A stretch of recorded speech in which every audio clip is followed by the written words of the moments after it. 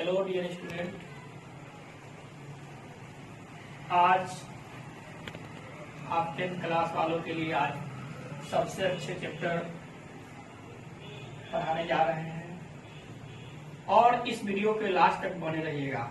सबसे बेहतरीन चैप्टर त्रिकोणमिति यानी ट्रिग्नोमेट्री पढ़ाने जा रहे हैं और देखेंगे ट्रिग्नोमेट्री कैसे बनता है। और ये सबसे हार्ड चैप्टर बच्चे बोलते हैं कि सर ट्रिग्नोमेट्री समझ में नहीं आता है। आज बहुत आसानी से ट्रिग्नोमेट्री समझ में आएगा और सिर्फ लास्ट तक इस वीडियो के बने रहिएगा और आप ध्यान से देखिए, कंसंट्रेशन आपका एक इस वीडियो पर रहना चाहिए और लास्ट तक इस वीडियो को बने रहिएगा। और अभी तक आप अगर इस चैनल को सब्सक्राइब नहीं किए हैं तो प्लीज इस चैनल को सब्सक्राइब कर दीजिए, लाइक कीजिए और बेल आइकन को दबाइए और इससे संबंधित जितने भी वीडियो रहेगी क्लास 10 से संबंधित वो सब आपके पास चला जाएगा। सब्सक्राइब कर लीजिएगा तो। और सबसे बेहतरीन चैप्टर आज का आपको पढ़ाने जा रहे हैं त्रिकोणमिति। देखिए त्रिकोणमिति क्या है, ट्रिगोनोमेट्री है ना, ध्यान देंगे। ट्रिगोनोमेट्री क्या है, एक ट्रिगो, अगोनिया और मेट्रॉन, मतलब त्रिकोणमिति मतलब क्या, तीन कोणों का माप के लिए, तीन कोणों के माप के लिए जो चैप्टर बनाया गया है उससे हम लोग ट्रिग्नोमेट्री करते हैं। ट्रिग्नोमेट्री का त्रिकोणमिति, त्रिकोणमिति गणित की वह शाखा है, त्रिकोणमिति गणित की वह शाखा है जिसमें त्रिभुज की भुजा, कोण और उसके पारस्परिक संबंध का अध्ययन किया जाता है।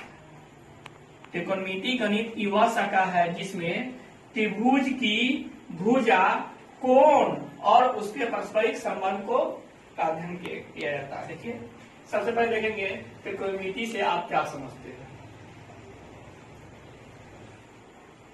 त्रिकोणमिति से आप क्या समझते हैं, आइए देखते हैं।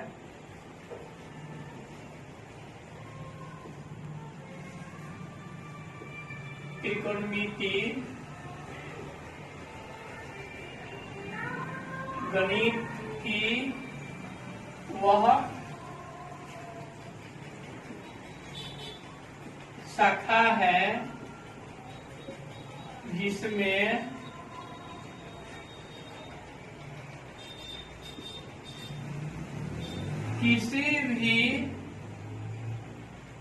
जिसमें समकोण त्रिभुज की भुजा, कोण तथा पारस्परिक संबंध का अध्ययन किया जाता है। त्रिकोणमिति गणित की वह शाखा है जिसमें समकोण त्रिभुज की भुजा, कोण तथा पारस्परिक संबंध का अध्ययन किया जाता है। ठीक है, ये हुआ त्रिकोणमिति किसे कहते हैं, त्रिकोणमिति से आप क्या समझते हैं। उसका लोग आपसे पूछे त्रिकोणमिति से आप क्या समझते हैं, त्रिकोणमिति चैप्टर बनाते हो तुम, बताओ त्रिकोणमिति क्या होता है, तो आप ये बता सकते हैं कि त्रिकोणमिति गणित की वह शाखा है जिसमें समकोण त्रिभुज की भुजा, कोण तथा पारस्परिक संबंध का अध्ययन किया जाता है। ठीक है, त्रिकोणमिति का अध्ययन मुख्यतः समकोण त्रिभुज में किया जाता है। त्रिकोणमिति का अध्ययन कहा किया जाता है, मुख्यतः समकोण त्रिभुज में किया जाता है।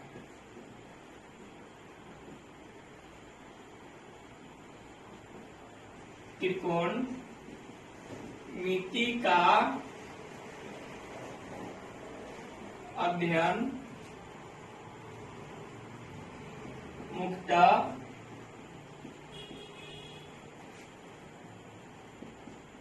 समकोण त्रिभुज में किया जाता है। आप देखेंगे कि जो त्रिकोणमिति जो चैप्टर बनाया गया है और उसको हम जो उसमें जो उस पर जो सवाल बनाते हैं वो लगभग समकोण त्रिभुज पर बनता है। समकोण त्रिभुज आपके माइंड में आता होगा कि सर समकोण त्रिभुज क्या है, किसको समकोण त्रिभुज कहेंगे। तो आइए देखते हैं कि समकोण त्रिभुज से आप क्या समझते हैं। नेक्स्ट क्वेश्चन है आपका, समकोण त्रिभुज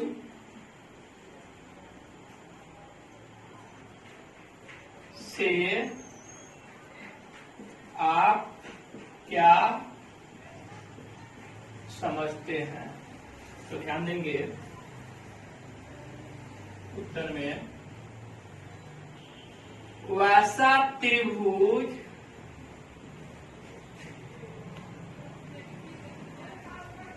जिसका एक कोण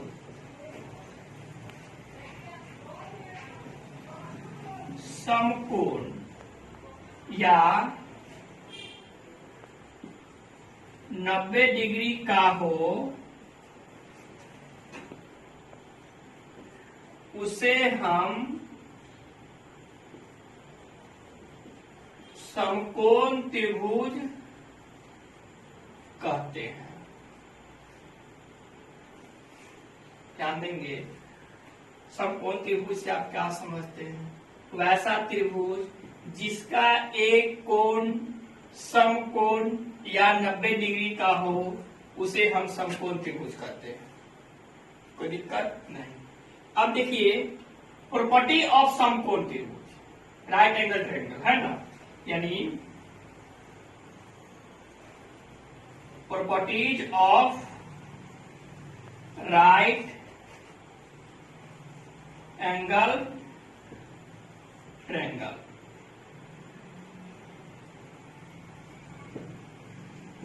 देखेंगे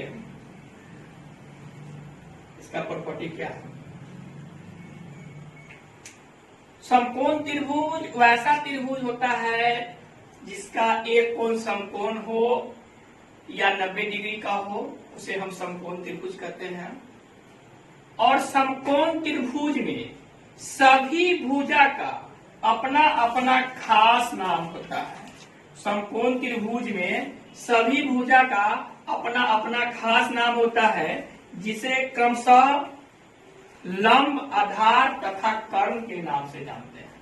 देखिए पहला प्रॉपर्टी क्या है,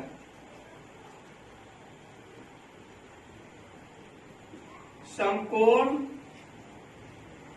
त्रिभुज में सभी भुजा का अपना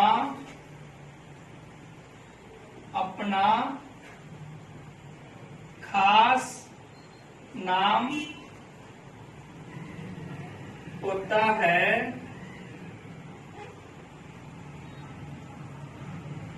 जिसे क्रमशः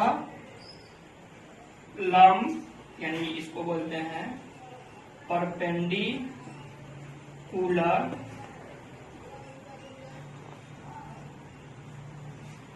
आधार यानी बेस, और तथा कर्ण यानी हाइपोटेनस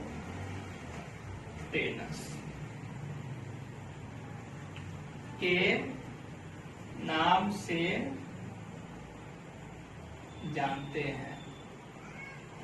ध्यान देंगे, समकोण त्रिभुज में सभी भुजा का अपना अपना खास नाम होता है जिसे क्रमशः लंब, आधार तथा कर्ण के नाम से जानते हैं।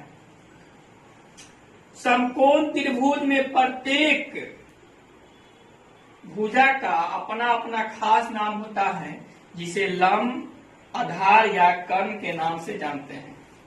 और समकोण त्रिभुज में जब तक कोण न दिया हो तब तक किसी भी भुजा को लंब या आधार बोला जा सकता है। यानी जब तक कोण नहीं दिया हो, जब तक कोण नहीं दिया हो तो समकोण त्रिभुज में यानी लंब है वो आधार भी हो सकता है और जो आधार है वो लंब भी हो सकता है, लेकिन कर्ण कभी चेंज नहीं हो सकता है। ध्यान देंगे। दूसरा प्रॉपर्टी क्या है, जब तक कोण नहीं दिया हो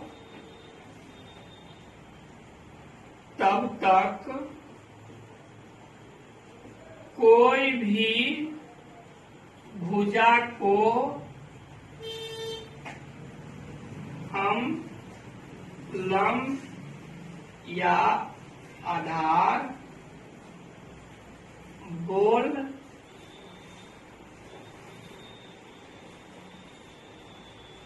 सकते हैं। जैसे कि देखेंगे, एक समकोण त्रिभुज यहां ड्रॉ करते हैं, यानी जो ये पूरा स्ट्रेट होना चाहिए,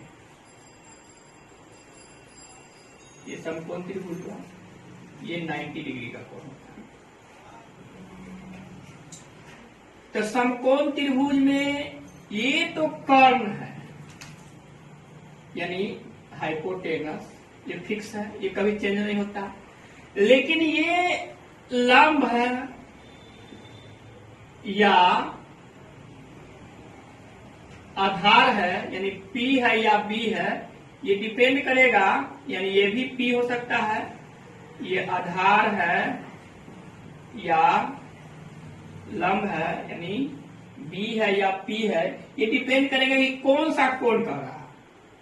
यानी अगर हम यहां इस त्रिभुज का, यानी कोण A B C, यानी अगर कोण A के बारे में कहा जाए तो लंब ये हो जाएगा, और जब लंब ये हो जाएगा तो आधार ये हो जाएगा। और कोण C के बारे में कहा जाए तो यहां पे क्या हो जाएगा, लंब ये हो जाएगा और आधार ये हो जाएगा। यानी जिस कोण के बारे में चर्चा किया जाए, जिस कोण के बारे में चर्चा किया जाए, उसके सामने वाला जो भुजा होगा ना वो लंब कहलाएगा, और बचा हुआ भुजा जो एक भुजा होता है वो आधार कहलाएगा। और कर्ण तो कभी चेंज होता नहीं, कर्ण हमेशा तिरछा रहता है, वो कभी चेंज नहीं होगा। लेकिन लंब और आधार में बहुत बच्चे कंफ्यूज रहते हैं, सर किसको लंब बोले किसको आधार बोलेंगे। कभी कभी क्वेश्चन में कोण ए बोल देता है, कभी कभी थीटा बोल देगा, तो कोई दिक्कत नहीं है। लेकिन जब ही कोण ए या कोण सी बोलेगा, कोण एक बोलेगा तो कोण ए के अकॉर्डिंग चलेंगे, तो कोण ए के अकॉर्डिंग क्या हो जाएगा, लंब आपका ये हो जाएगा और आधार ये हो जाएगा। अगर कोण सी के अकॉर्डिंग चलेंगे तो लंब ये हो जाएगा और आधार ये हो जाएगा। यानी परपेंडिकुलर, अगर कोण सी के अगर अकॉर्डिंग चलते हैं तो परपेंडिकुलर क्या हो जाएगा, ये पूरा भुजा हो जाएगा। फोर्स क्लियर करेंगे, यानी कोण ए के अकॉर्डिंग चलेंगे, कोण ए के अकॉर्डिंग, तो आपका परपेंडिकुलर ये हो जाएगा नीचे वाला भुजा। अगर कोण सी के अकॉर्डिंग चलेंगे तो परपेंडिकुलर क्या हो जाएगा, ये खड़ा हो जाएगा। बहुत बच्चे टट्टा मार लेते हैं कि जो खड़ा वाला भुजा होता है वो परपेंडिकुलर होता है, लंब होता है, ऐसा कुछ नहीं है। जो कोण कहेगा उसके अकॉर्डिंग चलेंगे, ठीक है। यानी जहां पर कोण दिया रहेगा उसके सामने वाला भुजा क्या हो जाएगा, लंब हो जाएगा। तीसरा प्रॉपर्टी में लिखेंगे, जहां पर कोण दिया रहेगा उसके सामने वाला भुजा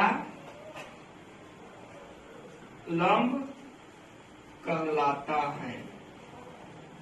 ये समकोण त्रिभुज का 3 प्रॉपर्टी हुआ। पहला प्रॉपर्टी क्या है, समकोण त्रिभुज में सभी भुजा का अपना अपना खास नाम होता है, जिसे क्रमशः लंब यानी परपेंडिकुलर, आधार बेस तथा कर्ण हाइपोटेनस के नाम से जानते हैं।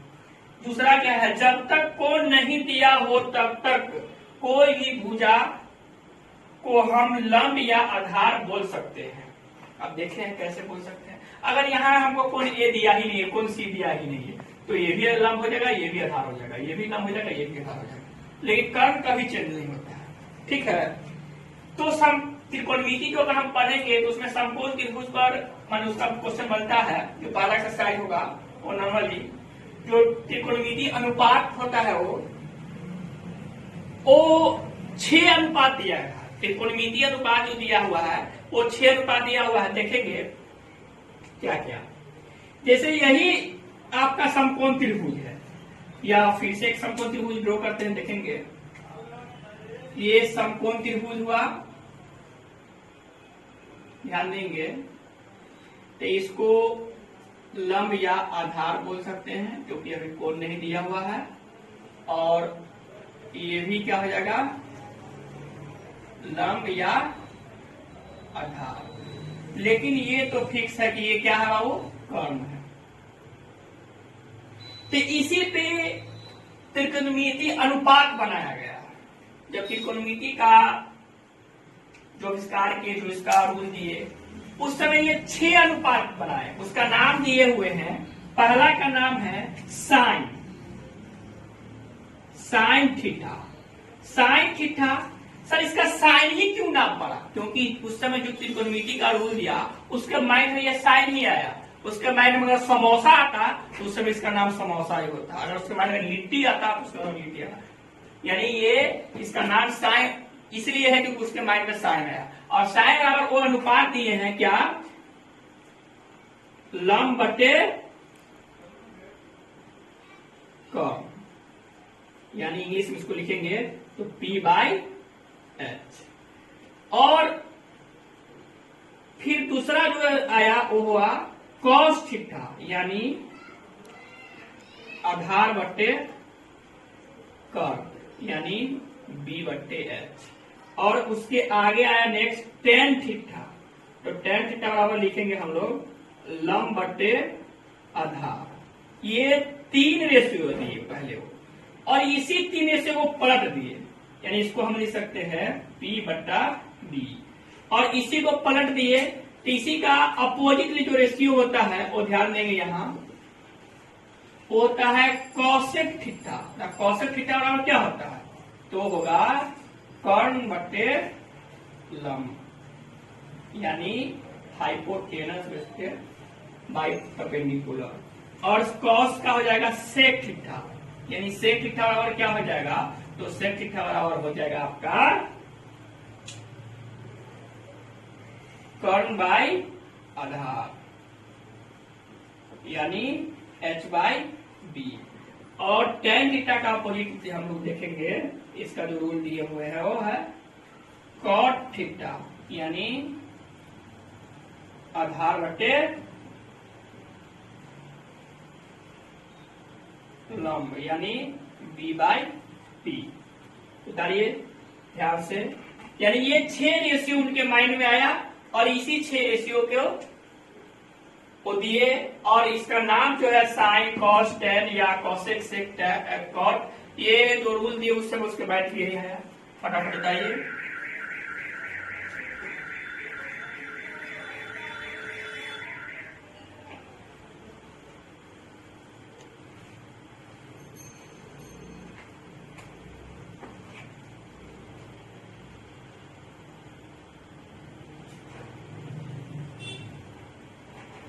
हो गया होगा, कर लिए बराबर था, यहाँ फोकस कर दीजिए। देखिए यही आपका टोटल 6 फॉर्मूला हो जाएगा, ये 6 रेशियो है।